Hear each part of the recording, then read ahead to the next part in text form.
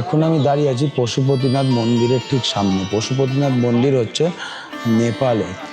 হ্যাঁ, আরেকটা জিনিস যেটা দেখানোর জন্য আমি ভিডিওটা অন করলাম সেটা হচ্ছে এখানে এত পায়রা আছে, এত পায়রা আছে, তোমরা যদি দেখো মন ভরে যাবে, এত সুন্দর। জাস্ট একবার ভিউটা দেখো এখান থেকে, জাস্ট কত পায়রা দেখো, কি দারুণ।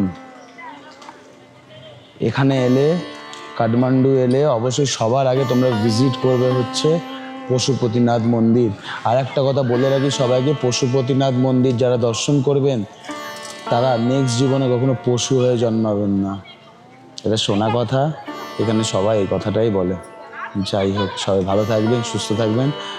ইউটিউব থেকে দেখে থাকলে সাবস্ক্রাইব করবেন, ফেসবুক থেকে দেখে থাকলে লাইক করবেন। Thank you.